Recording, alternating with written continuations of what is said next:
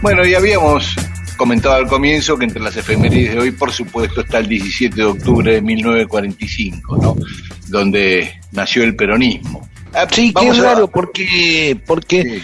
viste que en realidad ya Perón venía con ahí. Uno no pone la primera ley o el primer cambio social cuando ya siendo Perón, sino que se elige un hecho simbólico, ¿no? Cuando Perón promulgó algún nuevo derecho para los trabajadores. ¿Se entiende a lo que voy? Claro, Se claro. elige una fecha y donde salió el pueblo a la calle, y donde, digamos, la participación del pueblo, digamos, ¿no? Es lo que Sí, funda es el que fue el peronismo. punto de inflexión, porque como decís vos, ya Perón venía desde 1943, ya el GO, que era el grupo que integraba Perón, venía gobernando desde 1943 cuando dio fin a la década infame ese grupo. Ahora, hubo un movimiento donde de los antinacionales, digamos, estaban los nacionalistas y los conservadores, que veían que Perón avanzaba mucho y quisieron ponerle un coto.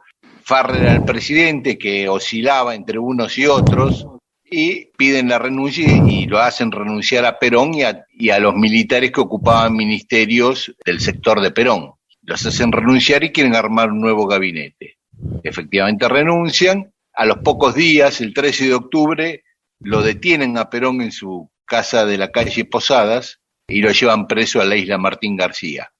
Ábalos, había dos militares fundamentales, Ábalos, que era el ministro de Guerra, y Bernengo Lima, que era el de Marina. Ábalos le encarga a un tipo, al procurador que se llamaba Juan Álvarez, que arme un nuevo gabinete, con todos tipos que habían sido prominentes en la década infame, era toda una regresión, digamos, políticamente lo que se buscaba. Había otro sector que pedía que los militares le den el gobierno a la Corte Suprema de Justicia. Ese era el panorama en ese momento. Perón preso y la gente sin saber dónde estaba Perón. Entonces crece la inquietud. 13 de octubre, 14 de octubre, 15 de octubre, nadie sabe dónde está Perón. La presión de las bases, de los delegados a la CGT era muy fuerte. Entonces el 16 de octubre la CGT declara un paro para el 18 de octubre. Sin mencionar a Perón, porque la CGT había gremios peronistas, pero había muchísimos gremios que eran del PC o del socialismo que eran antiperonistas y que impulsaban la alianza con los sectores conservadores. Ese 16 de octubre, a la noche, Perón aduce sentirse mal, le mandan médicos a Martín García, no se deja revisar por los médicos que llegan a la isla. Entonces Farrell autoriza a que lo lleven al hospital militar, ahí en la avenida Luis María Campos, en Palermo. Y llega el 17 de octubre a las 6:30 de la mañana al hospital. Y la gente empieza a ir a Plaza de Mayo espontáneamente, algunos impulsados por delegados, otros espontáneamente, pero no los sindicatos orgánicamente, ¿no? El primer Pero siempre, grupo... perdón, Sí, que no es nada más que el amor, sí, obviamente, que es el amor que se sentía ya por un líder, el reconocimiento, pero también porque veían que los derechos que habían ganado con Perón empezaban a perderlo, porque ya el 12 de octubre, que era un feriado, hasta Perón no se pagaban los feriados, o sea, se tomaban, pero no se claro. pagaban. Entonces, cuando fueron a cobrar ahí, vos siempre me contás eso, que cuando van a cobrar la quincena, ahí qué El pasa, se 16 de enteran de que, octubre, claro, porque el 16 de octubre cobraban la quincena y no les habían pagado el 12 de octubre. Cuando fueron a reclamar, le dijeron, vayan a reclamarle a Perón, que estaba preso, ¿no? sí, anda a cobrarle a Perón, le decía. Claro, ¿No? claro, tal Bueno, cual. ok, dijeron, está bien, de acuerdo, ahí vamos. Sí, y estos datos los saqué básicamente, y los que voy a contar, del libro de Norberto Galazo que se llama El 17 de octubre de 1945. Mirá la importancia del día para que haya un libro entero contando ese día, ¿no? El primer grupo se detecta a las 7 de la mañana en Paseo Colón y Brasil y la policía lo dispersa, eran unas 1000 personas. Y a las 9 menos 20 llega el primer grupo a Plaza de Mayo, 9 menos 20 de la mañana, unas 1500 personas. Pero ya a las 9:30, unas 10.000 personas quieren cruzar el puente Porredón, la policía levanta el puente para que no crucen, pero al rato lo vuelven a bajar y cruzan. Para ese entonces ya estaban paralizadas totalmente las fábricas Noel, Alpargatas, Papini, todos los ferrocarriles y todos los frigoríficos de Avellaneda, Lanús, Zárate y Berisso. y había paro total en Santa Fe, en Córdoba, en Mendoza, en San Juan, en Tucumán y en Chaco. Una cosa muy fuerte al margen de la CGT, que seguía con su paro previsto para el día siguiente. Claro, Eh, claro. bueno, hay muchos testimonios. Uno que me llamó la atención fue el de Leopoldo Marechal, que vivía en la avenida Rivadavia y escucha un estruendo de gente, sale al balcón y ve una multitud por avenida Rivadavia cantando: yo te daré patria hermosa, te daré una cosa que empieza con P, no con la música esa, yo te Así daré es. una cosa que empieza con P, Perón. Y dice que el Perón sonaba como un cañonazo, como un estruendo, ¿no? Porque tiene esa potencia, la palabra Perón, como vos bien decís en tu libro, una historia del peronismo, ¿no? Perón, dicho por una multitud, parecía un cañonazo, decía Marechal. Y ahí es donde siempre, por lo menos el mito, cuenta que Marechal baja y se mezcla un poco en la multitud y se hace peronista, por eso solo.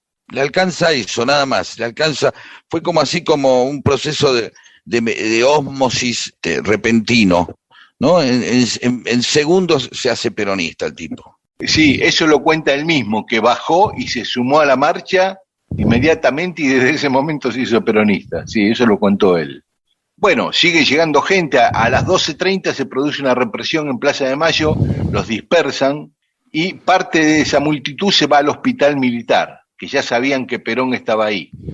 Llegan al hospital militar, quieren que salga Perón, quieren verlo a Perón, todavía hay una situación de tensión, y muchos testimonios dicen que a partir del mediodía, primeras horas de la tarde, la actitud de la policía empezó a cambiar, ¿no? A ser más indulgente, a hacérselo distraído, y finalmente ya había testimonios avanzada la tarde que la policía cantando, vivando a Perón y cantando por Perón, los policías junto a la gente, ¿no?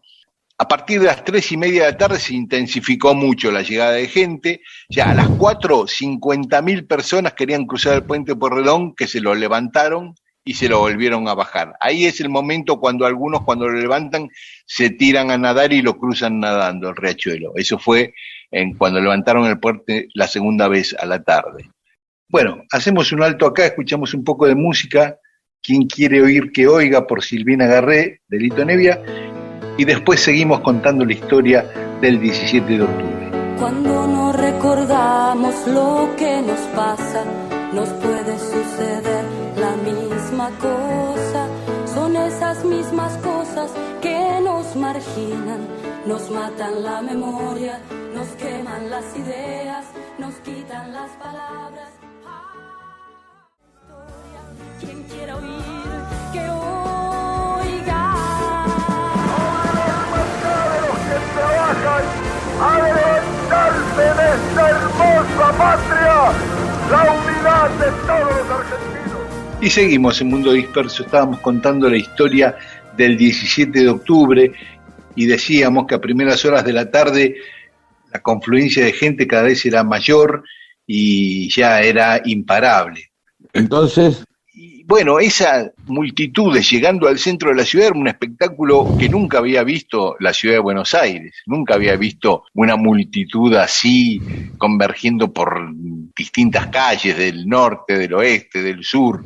Era una cosa muy impresionante. Y también muy impresionante que gran parte de esa multitud era la primera vez que iba al centro, ¿no? De los suburbios nunca había ido al centro, para nada. Así conocieron la Plaza de Mayo mucha de esa gente. Bueno, cuando ya la Plaza de Mayo estaba llena, Bernengo Lima, que era el ministro de Marina, pidió autorización para ametrallar con las ametralladoras que tenía en la terraza de la Casa Rosada a la multitud. Y Farrell no lo autorizó. Tengamos en cuenta que, según los cálculos más pequeños, había 200.000 personas. Félix Luna dice entre 200 y 300.000, y las estimaciones peronistas decían 500.000. Pero ponerle lo mínimo 200.000. Bueno, en ese torbellino que hacemos con la gente, qué sé yo, desesperados los del gobierno, llega Álvarez en la Luna de Valencia con el papelito con los nuevos ministros, todos de la década infame. Pero nadie le da bola, lo sacan carpiendo al tipo. Álvarez le dice a Ábalos, hay una anécdota que cuenta un testigo que dice, Álvarez le dice, ¿cómo le va, general? ¿Cómo quiere que me vaya? Como la mierda me va. Y lo dejó solo con el papel con las designaciones de los nuevos ministros que traía Álvarez. Bueno, a las 9 de la noche, Farrell sale de la Casa Rosada, el presidente, y Perón del Hospital Militar, porque habían convenido reunirse en la residencia presidencial, ahí en la Avenida Libertador, donde ahora está la Biblioteca Nacional. Y Farrell le pide las condiciones a Perón para que la gente se vaya. Bueno, Perón ahí pone sus condiciones, pide los ministros que quiere que asuman y que haya elecciones, y un llamado inmediato a elecciones. Farrell le dice, délo por hecho, y se van juntos a la Casa Rosada para que Perón hable a la multitud y la multitud se disperse en calma. A todo esto, Bernengo Lima, enterado de esto, quiere levantar a la Armada para impedir este acuerdo entre Farrell y Perón. Pero Ábalos, que era el jefe del ejército y ministro de guerra, no se pliega a la propuesta que le hizo Bernengo Lima, y a todo esto también varios militares, compañeros de Perón, ya habían tomado el control de varias unidades militares, ¿no? O sea que ya Ábalos veía que ya los tenía en contra de sus propios camaradas que se habían volcado hacia Perón. A las 11 de la noche, Perón y Farrell entran a la Casa Rosada. Al rato salen al balcón. Farrell quiere hablar, pero durante 15 minutos la gente no para de corear el nombre de Perón y no puede hablar. 15 minutos la gente gritando Perón, Perón. Finalmente Farrell le da un abrazo a Perón, ahí en el balcón, la multitud estalla. Que se vea, claro, ¿no? Que se vea, claro. Mire que yo estoy con ustedes, soy amigo del general. Y lo presenta como presentaría un locutor a una estrella, ¿viste? Y dice Farrell, trabajadores, les hablo con profunda emoción. Otra vez está junto a ustedes el hombre que por su dedicación y empeño se ha sabido ganar el corazón de todos, el coronel Perón. Qué genio. Un genio, Farrell, dio vuelta en el aire. Por algo era presidente también, ¿no? Digo. Claro. Entonces ahí Farrell alcanza a decir algo, anuncia, todas buenas noticias, anuncia que el gobierno no va a ser entregado a la Corte, que ya renunció todo el gabinete, que se van a designar nuevos ministros, pero que les anticipa que el nuevo secretario de Trabajo será Domingo Mercante. Todas buenas noticias para la gente, ¿no? Ahora Perón cuenta que tenía que hablar y no había pensado qué decir, por lo menos dice eso. Y dice que tuvo un rapto de inspiración y pidió a la gente que cante el himno, para poder pensar mientras la gente cantaba el himno qué decir. Ajá, y dice que ahí ganó esos minutos para armar en su cabeza un discurso, porque él dice que era totalmente consciente de que esa era una circunstancia histórica única lo que estaba viviendo, y con una torpeza en su discurso podía arruinarlo. Quería tener en claro qué decir. Y, según Perón, dio el mejor discurso de su vida, ¿no? Ahí dijo algunas cosas como, amar a la patria no es amar a sus campos y a sus casas, sino amar a nuestros hermanos. Algo parecido a la patria es el otro, ¿no? Amar a la patria es amar a nuestros hermanos. La gente preguntaba, ¿dónde estuvo? ¿Dónde estuvo? Querían saber qué había pasado con él esos días. Y él eludía el cantito ese. En un momento dice, bueno, realizando un sacrificio que lo haría 1000 veces por ustedes, y sigue con su discurso, y sigue, ¿dónde estuvo? Entonces ya dice, bueno, no quiero empañar este acto con ningún mal recuerdo. Y bueno, para terminar, le dice que va a haber elecciones, que va a trabajar para las elecciones y para la felicidad del pueblo, y que realicen el paro que había programado la CGT para el 18, para festejar la gloria de esta reunión. Entonces ahí la gente empieza a cantar mañana San Perón, mañana San Perón. Y por último, le pide que se vayan pacíficamente, que lo hagan con cuidado, le pide que se queden unos minutos para él poder contemplar esa maravillosa escenografía de la Plaza de Mayo repleta, y después se dispersan en calma y empieza otra historia en la Argentina. Qué lindo eso, ¿no? De pedirle a la gente que se quede y tipo dice, me voy a prender un pucho y mirar un poco esto, sí, como quien mira el Nahuel Huapi. Exacto. No, hermoso final de jornada. Qué bien que la hice, dijo Perón, sí, ¿no? Al final. Sí.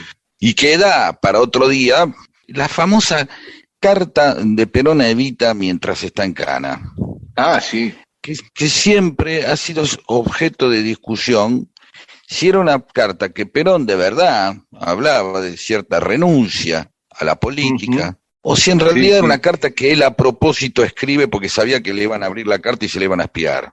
No nos olvidemos que Perón había sido un tipo que también había laburado en inteligencia, ¿no? Claro. Entonces, bueno, pero es muy lindo, vamos a leer esa carta. Eso, me hiciste acordar, como siempre hablamos de San Martín, a que eso lo hacía San Martín, sabía que Rivadavia le iba a interceptar las cartas y escribía cartas con contenido falso.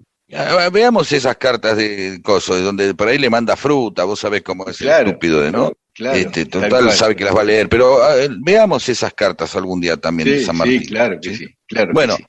Listo, así esto que es bueno, el 17 de octubre en nuestro programa número 100, dense por festejados, ¿de acuerdo? Sí. A todos los peronistas, un saludo muy afectuoso.